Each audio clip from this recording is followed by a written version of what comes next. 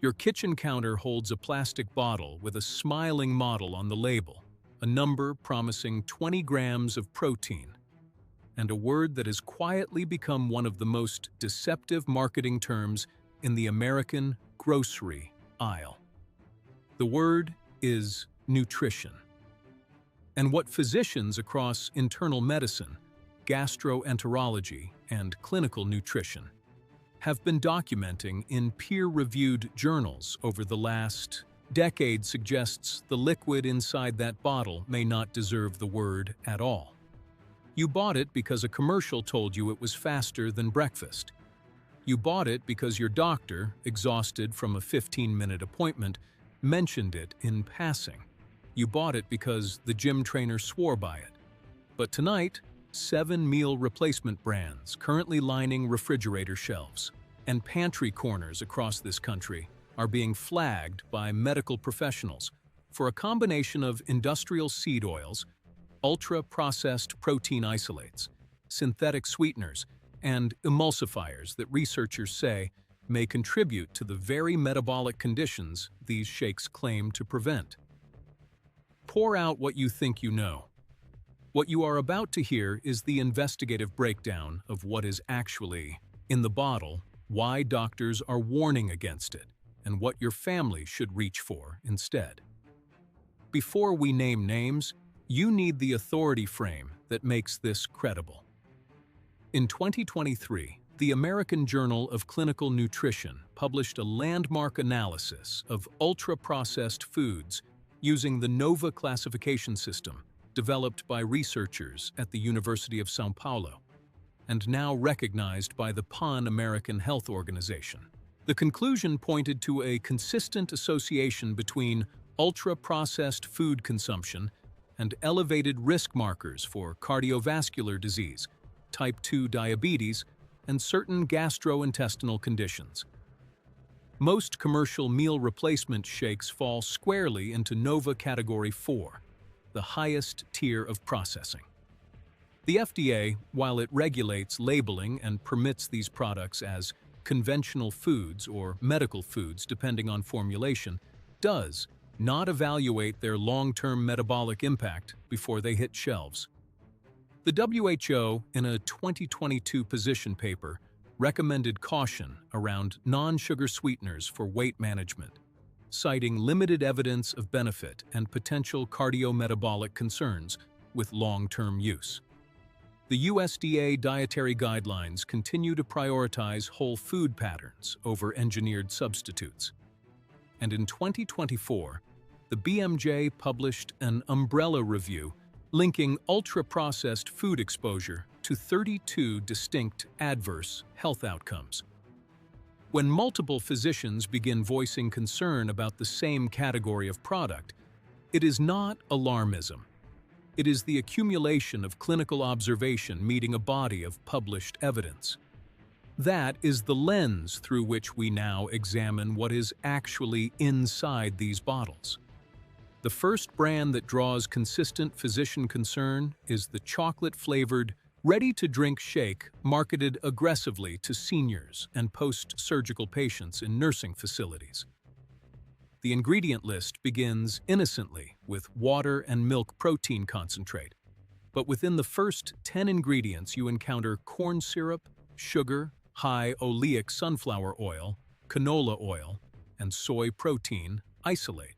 Clinicians in geriatric nutrition have noted that patients relying on this product for sustained calorie intake may absorb upwards of 40 grams of added sugar per day across 2 servings, a load that the American Heart Association caps at 25 grams for most adults.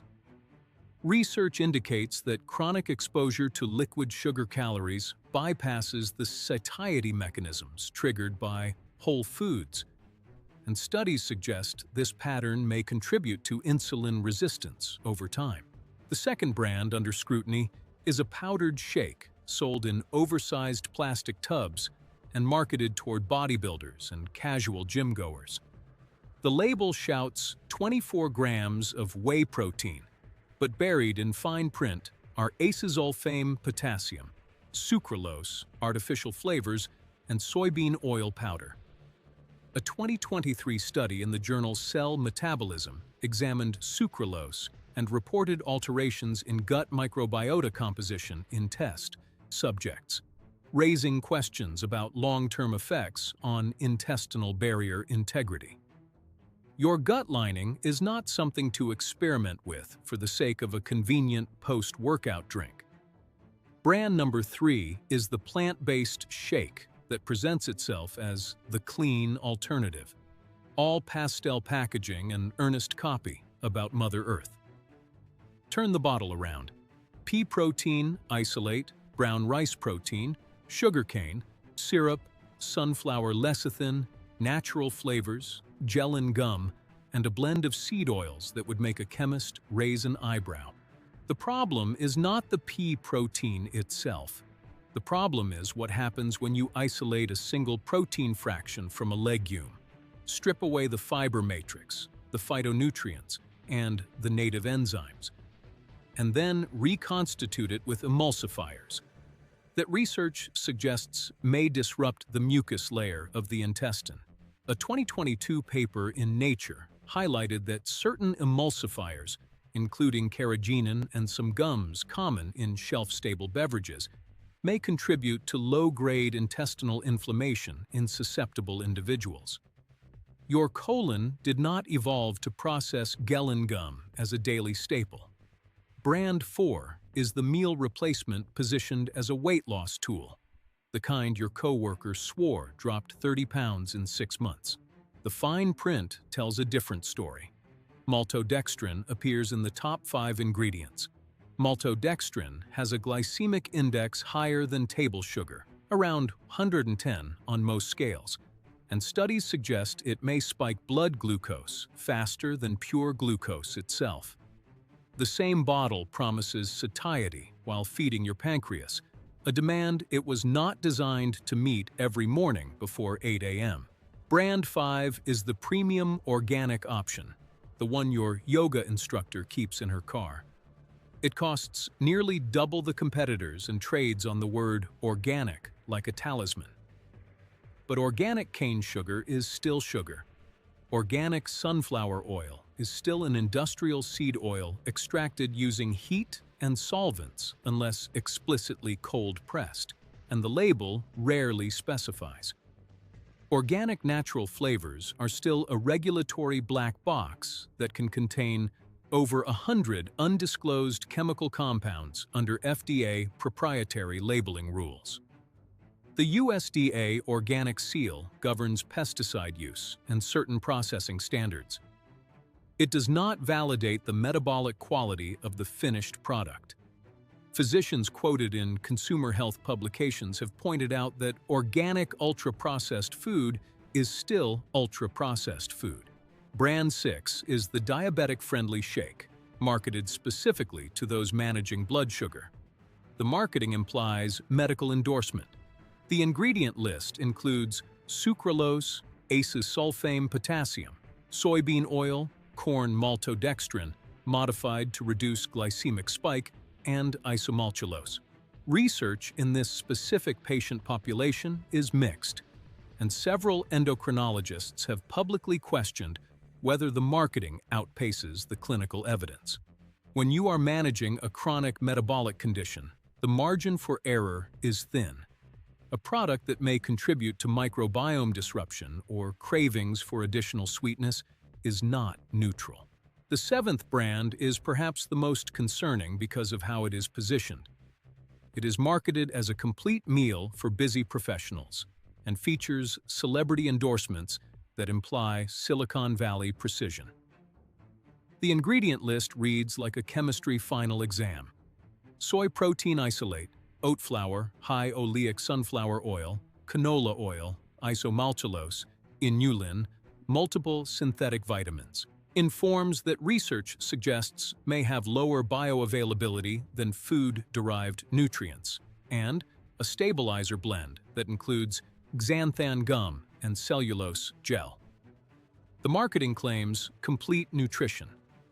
The reality is that no shake, however engineered, replicates the complex food matrix of a real meal. A whole egg contains choline bound in phospholipids alongside selenium, vitamin D, and fats in proportions your body recognizes from millions of years of coevolution. A shake delivers those same nutrients in isolated synthetic forms, often in doses that exceed what the body can efficiently absorb in a single sitting. Studies suggest that synthetic vitamin E in the alpha-tocopherol-only form may behave differently in the body than the full spectrum of tocopherols and tocotrienols found in whole nuts and seeds. The aggregate effect of replacing meals with reconstituted powder day after day is something gastroenterologists are increasingly documenting in their clinics. There is another dimension to this investigation that deserves your attention, which is the protein source itself. Whey protein concentrate and isolate are byproducts of industrial dairy processing. And while whey as a protein is not inherently harmful, the form in which it reaches your shake has been subjected to heat, acid, and filtration processes that denature the native protein structure. Research suggests this may reduce the bioavailability of certain peptides and alter the allergenic profile. Soy protein isolate, meanwhile, undergoes hexane extraction in most commercial processing. And while residual hexane is regulated at low parts per million, consumer advocacy groups have questioned whether the cumulative exposure across multiple soy-based products in the modern diet warrants closer FDA scrutiny. Pea protein isolate, the darling of the plant-based category, is typically extracted using acid and alkaline washes that strip the protein away from its native fiber and phytochemical context. The resulting powder is a white, nearly tasteless substance that requires heavy flavoring to be palatable, which brings us back to the natural flavors clause and its regulatory opacity. When an ingredient list reads like it was engineered in a laboratory, that is because it was. The question is whether your digestive system, immune system, and metabolic machinery recognize the result as food or as something else entirely. The sweetener question deserves its own spotlight. Sucralose, acesulfame potassium, stevia leaf extract, monk fruit extract, allulose, erythritol, and isomaltulose all appear across these 7 brands in various combinations. Each has its own research profile. Sucralose has been linked in animal studies to alterations in gut bacteria and potential genotoxic effects at high doses, though human studies remain limited. Acesulfame potassium has raised questions about long-term metabolic signaling. Erythritol, once considered benign, was flagged in a 2023 study published in Nature Medicine for a possible association with elevated cardiovascular event risk, though the research is still evolving and correlation has not been established as causation. The broader point is that non-sugar sweeteners, while marketed as harmless, carry their own complex biological signatures, and stacking 3 or 4 of them in a single beverage consumed daily is a metabolic experiment the research community is only beginning to understand. Your body reads sweetness as a caloric signal, whether or not calories follow, and studies suggest this mismatch may contribute to dysregulation of appetite hormones over time. Let us talk about the seed oil presence across these products, because it connects to a broader nutritional conversation happening in clinical circles right now. Soybean oil, canola oil, sunflower oil, and safflower oil appear in nearly every major meal replacement shake on the market. These oils are extracted using high heat and hexane solvents, deodorized to remove rancid notes, and bleached to achieve a neutral appearance. The resulting product is high in omega-6 polyunsaturated fatty acids, which in isolation are not harmful, but in the context of the modern American diet contribute to an omega-6 to omega-3 ratio that research suggests may be pro-inflammatory. Dietary guidelines increasingly emphasize the importance of this ratio, and consuming 2 shakes daily loaded with refined seed oils moves that ratio further from the ancestral baseline that humans evolved to thrive on. Cardiologists and integrative medicine physicians have begun voicing concern about the cumulative load of industrial seed oils in processed foods, and meal replacement shakes are a concentrated vehicle for that exposure. The marketing never mentions any of this. The label lists the oil and moves on. Your cardiovascular system absorbs the consequences in silence over years. Here is what your family can do starting this week. First, audit what is currently in your pantry and refrigerator. Pull out every meal replacement shake, powdered drink mix, and breakfast bar that positions itself as nutrition. Read the ingredient list out loud. If you encounter more than 3 ingredients you cannot pronounce or identify as food, set the product aside for evaluation. Second, if you rely on a shake for convenience, consider transitioning to a minimally processed alternative, a blender with a scoop of unflavored grass-fed whey or collagen, a handful of frozen berries, a tablespoon of almond butter, a raw egg yolk if you trust your source. And water, or whole milk, delivers more bioavailable nutrition than any commercial shake and costs less per serving when amortized over a month. Third, prioritize whole food breakfasts when time allows. 2 eggs scrambled. In grass-fed butter with avocado takes 6 minutes and provides a protein and fat profile that sustains blood glucose for hours. Fourth, read labels with a new vocabulary. Look for maltodextrin, corn syrup solids, soy protein isolate, natural flavors, and industrial seed oils as signals to reconsider. Fifth, if a family member relies on meal replacements for medical reasons, such as post-surgical recovery or swallowing difficulties, speak with a registered dietitian about compounding alternatives from whole food ingredients. Many hospitals now offer this service.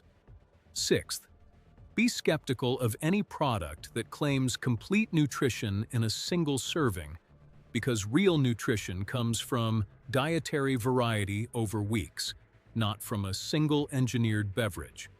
Seventh, track how you feel after consuming these products versus after whole food meals. Your own body is the most sensitive instrument you have. Pay attention to energy levels 2 hours after consumption, to digestive comfort, to cravings that emerge later in the day. You walked into this investigation thinking meal replacement shakes were a neutral convenience, a way to bridge a busy morning or a missed lunch. You are walking out with a more complete picture. 7 brands currently marketed across pharmacies, gyms, and grocery stores carry ingredient profiles that physicians have raised concerns about in published commentary and clinical observation. The FDA permits these products to exist, but permission is not endorsement, and regulatory tolerance is not clinical validation. Your kitchen is the last line of defense between industrial food engineering and your family's metabolic future. Tonight, when you open that bottle, you will see more than a marketing label. You will see ingredients and you will see choices. Share this with the people you love who drink these shakes without a second thought. The ones whose health you think about when you cannot sleep. They deserve to know what you now know. And the next time someone tells you a shake is a meal, ask them to read the label out loud with you. Watch what happens when the words hit the air. That pause, that moment of doubt, is where better choices begin.